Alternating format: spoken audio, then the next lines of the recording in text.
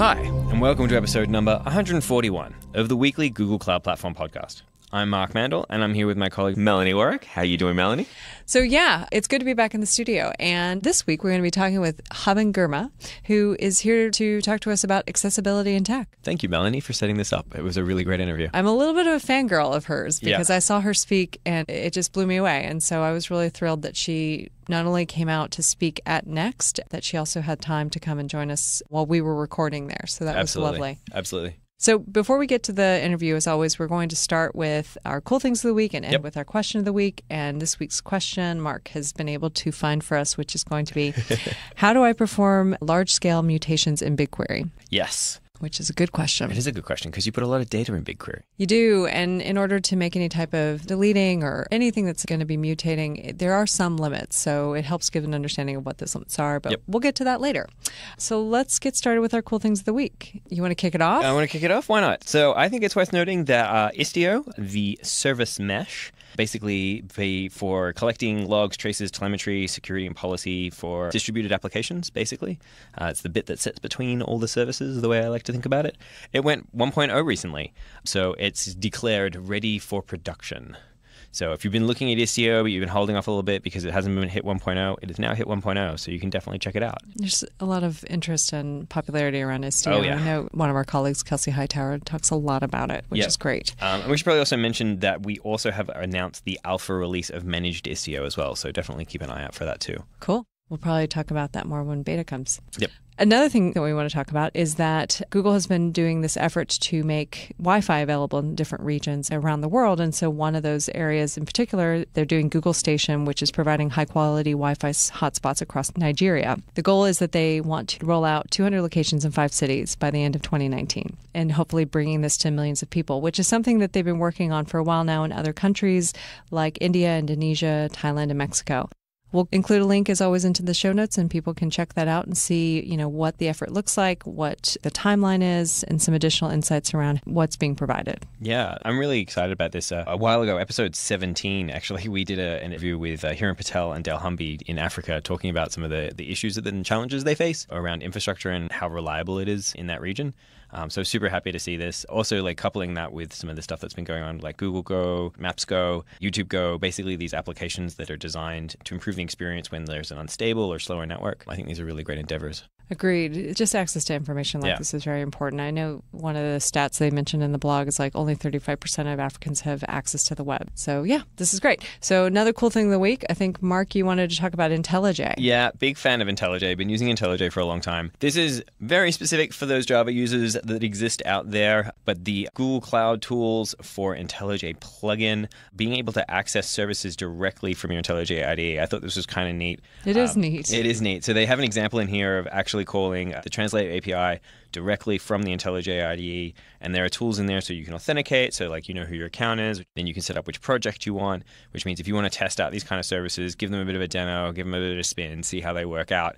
It's very easy to do from within the IDE. So yeah, I love Intellij. I don't actually use it for Java very much, but for those of you who do, this probably would be very useful. Agreed. Very much so. Well, Mark, I think it's time for us to go speak with Haben. Let's do it. Today, we are happy to have with us Haben Girma. She, this morning, did talk. We're doing this recording at Next, and she just talked this morning on accessibility in tech. So, Haben, thank you so much for joining us. Absolutely. Thanks for having me here, Melanie. And hi, Mark. Hi. Before we get started today and talk about accessibility in tech, can you tell us about you and what do you do? My name is Haben Girma, and I'm a disability rights advocate. I teach individuals and organizations how to design with access in mind. One of the reasons I do this is because I myself have a disability. I'm deafblind, I have limited vision and hearing. There are always alternative techniques for accessing information. And I've been successful because I found lots of alternative techniques, and I found communities that value alternative techniques. For example, during this podcast, as Melanie or Mark speak, their words are being transcribed and output into digital braille. And I'm feeling their words in digital braille and then responding by voice. And this technology is an example of an alternative technique. And people with disabilities have lots of different tools and solutions that we use. What drove you to become a speaker and a driven advocate on this topic? Disability has the potential to be an opportunity for innovation, and a lot of people don't know that. And I'm really passionate about teaching organizations, especially those who focus on designing technology, to think of disability as an opportunity for innovation. For example, email. Vint Cerf, one of the founders of the internet, helped develop one of the earliest email protocols. And this was back before the internet existed as we know it today, back before deaf individuals had a good tool for communicating long distance, because we didn't have good access to the telephone. Email was a way to communicate long distance, and you could understand a message without struggling to hear. Nowadays, lots of people use email, hearing people, deaf people, and a lot of the challenges people with disabilities face, from communication to accessing print, when you look for a solution, you'll end up finding a solution that not only helps people with disabilities, but helps the greater population and becomes the next big thing. So there are lots of hidden stories out there that people don't know about, and I'm excited to teach people these stories so that more designers, developers, people who work in the field of technology can start investing in accessibility. That's so great. And we actually have a podcast on Vint Cerf, so it's funny that you mentioned him. Excellent. I didn't know you did. That's perfect. I know he's here at Google, right? Yes, he is. So you talk a lot about tech accessibility. How do you define that? Accessibility means lots of different things. The goal is to reach as many people as possible, to build one product, one app, one website that the maximum number of people can use. And there are different elements to accessibility. There's visual accessibility, making sure blind people can access the service. The Web Content Accessibility Guidelines helps teach how to make websites accessible. For apps, there's Android Accessibility Guidelines, and for iOS, there's Apple Accessibility Guidelines. So if you're making something, make sure you follow the accessibility guidelines so that it's accessible to the blind community. For the deaf community, the big thing is captions, making sure videos have captions so that deaf individuals can access the audio content. Or for podcasts, including transcripts, so that people can access the content of the podcasts. Those are some examples, but it's not the limit. There are lots of accessibility features that are waiting to be built. And if we keep innovating, we'll come up with new solutions that'll make even more things accessible. Self-driving cars. A lot of people with disabilities are excited about self-driving cars. We're also worried that we won't be able to use them. So we're hopeful that they'll be designed with access in mind, and future technologies will be designed with access in mind, so lots of people can use them. When I saw you speak at Black in AI, what resonated the most with me was your point about how it should be one technology for everyone, not multiple. And that also goes to what you're saying right now. Did you want to talk through a little bit about that point? That's a great point. Some people, when they think about accessibility, they think of a separate special service. So a separate app for people with disabilities, a separate website for people with disabilities. Separate is never equal. You might start out with good intentions and intend for the two services to be equal, but down the line, the one for people with disabilities won't get updated as often. It won't have all the features, and it just becomes inferior. Separate is never equal. Instead, what we want is one service, one app, designed for everyone to use it. It becomes easier for everyone. And some designers immediately think of design problems because they're not used to thinking about accessibility. Constraints often spark innovation and spark new ways of doing things. If you're not sure how to do something, ask. Google has an accessibility team, so folks here can ask people about accessibility, reach out to the accessibility team, or reach out to disability organizations. There are lots of organizations in the Bay Area. There's the San Francisco Lighthouse for the Blind, nationally, National Federation of the Blind, or for Deaf Services, National Association of the Deaf. Ask questions, reach out to the communities. Don't make assumptions. What challenges do you normally see from companies who are potentially looking to become more accessible but haven't quite got there yet? A challenge people often cite is resources, and people often say that accessibility is too expensive. People who say that are usually jumping to conclusions and making assumptions without doing the research. I will say that it does take more resources to try to make something accessible later in the stage of development, rather than thinking about accessibility from the start. For example, if somebody builds a skyscraper and then after they finish building it realize, wait, we forgot elevators, and then they have to tear down part of the building to add in elevators, that is more costly and time-consuming compared to building an elevator from the start. Same concept. It's easier to make something accessible if you plan for accessibility from the start as you're designing the product or service. And if people have more questions, you can ask. Lots of organizations and lots of free resources online for designing accessibly. What are some of the subtle biases that you've seen in the work and the research that you've done? One bias is the assumption that the disability market is very small and it's a charitable thing to design for accessibility.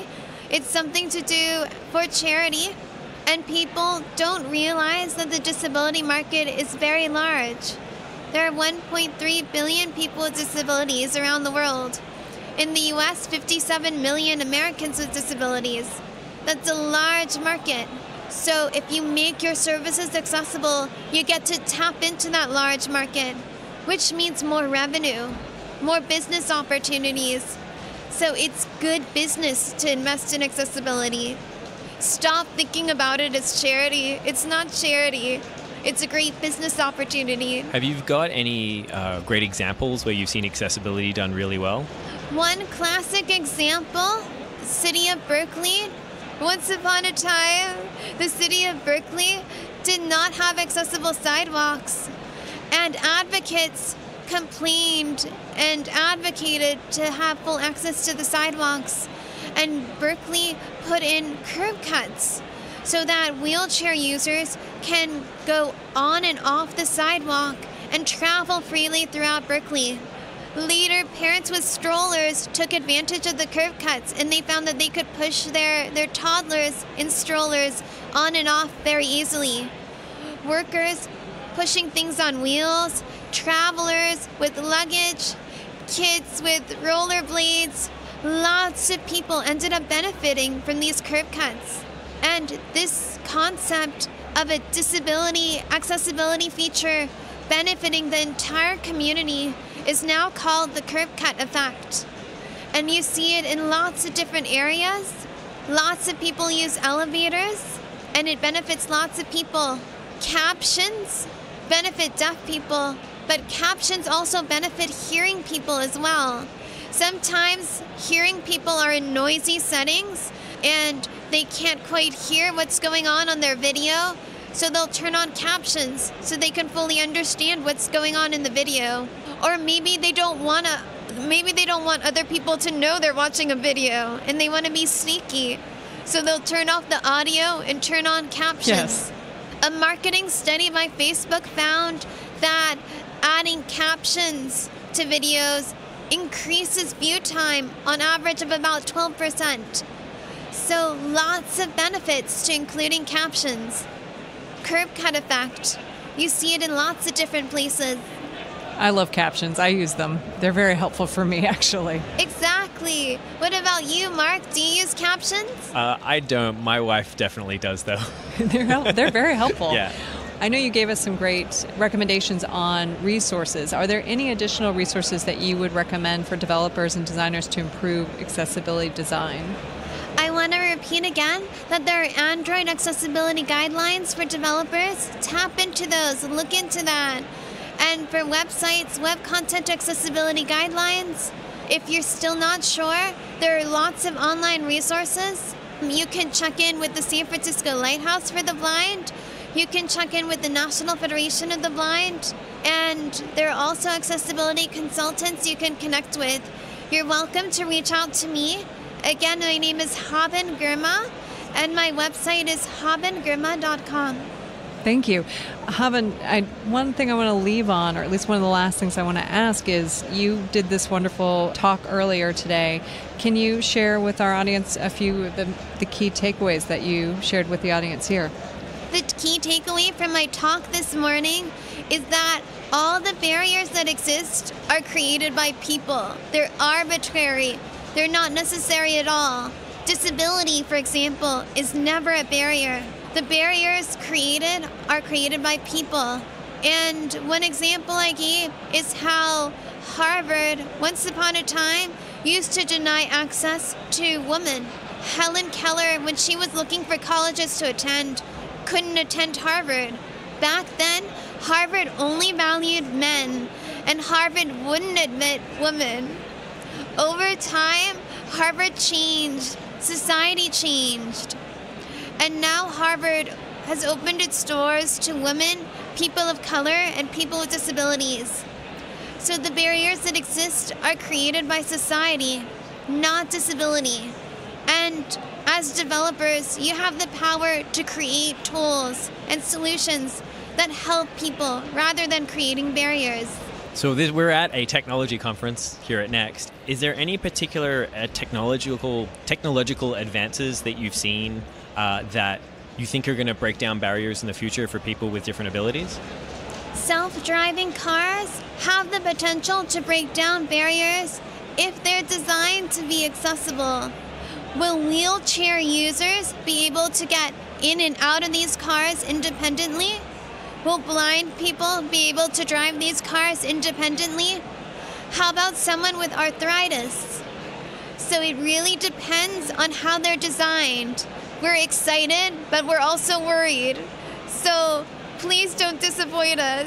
I think that's a wonderful point. Well, Haben, thank you so much for taking the time to come and chat with us. We really appreciate it. Yes, thank you so much. You're very welcome. Thanks, Melanie and Mark. And thank you again, Haben, for coming on the podcast. Yeah. We really enjoyed having that interview for sure. Yeah, and thanks as well to her translator for coming and spending the time with us as well and making that whole thing possible. Agreed. Well, Mark, question of the week. Yes. How do I perform large-scale mutations in Bigquery? This is an interesting question. I don't actually work personally with Bigquery that often, so I learned a whole bunch of stuff looking at this today. There is a blog post that talks all about it, strangely enough, which is why I ended up learning about it, which is lovely. So Bigquery, it's our big data query system where you do massive amounts of data querying over very large data sets, terabytes, petabytes of data. But sometimes you want to edit that data. Maybe it went in wrong. Maybe you want to change it. Maybe you want to delete some for archive purposes, all that kind of good stuff. So Bigquery does have a data manipulation language that you can use. So like select statements, merge statements, update statements, et cetera, But the limit that you will hit is that there are quotas about the frequency of mutation that you can make over the tables that you have. This is basically because we do store lots and lots and lots of data, and we do very special things to do it, essentially. So maximum number of combined update, delete, and merge statements per day per table is about 200. Maximum number of combined update, delete, and merge statements per day per project is about 10,000. You can definitely make updates, and there's no limit the amount of size of data that you manipulate when you do those manipulations. So like a common scenario might be where you might want to update existing data based on new information coming in through on a periodic basis. Just be aware of those sort of limitations. So maybe you want to do that sort of once a day over the entire data set if you can, rather than doing it multiple times per day. Just keep those limitations in mind. But we'll link to the article, which has other links to other articles around like what the quotas are and like what's available and what's not. But yeah, as long as you keep in mind those quotas, you should be good to go. Agreed. Everything that's going on with data in general, this is a key thing to be able to work through. Check out that link. All right, Mark, where are you going to be? I am going to be at PAX Dev and PAX West. So PAX Dev will be starting August 28th. So I should really book my flights. I will be talking about Agones at PAX Dev and then hanging out at PAX West with all my gaming friends and cosplaying friends and all the other good stuff. Melanie, where are you going to be? What are you up to? So as we speak, I'm actually in Vegas at all the security conferences that are going on with DEF CON and B-Sides and Black Hat and all that. This is my first time and this is interesting. Oh, I'm excited for you. Yes, me too. Cool. It's good. Outside of that, I think that's most of the conferences for me right now, which is great. That is great. Ooh, I should mention I will also be at Tokyo Next in September. That'll be the thing I'm doing afterwards. So that'll be awesome as well. And I actually, since you're going to bring up September, will be at Deep Learning Indaba in South Africa in September. Sweet. Fantastic. Well, Melanie, thank you again for joining me for yet another episode of the podcast. Thank you.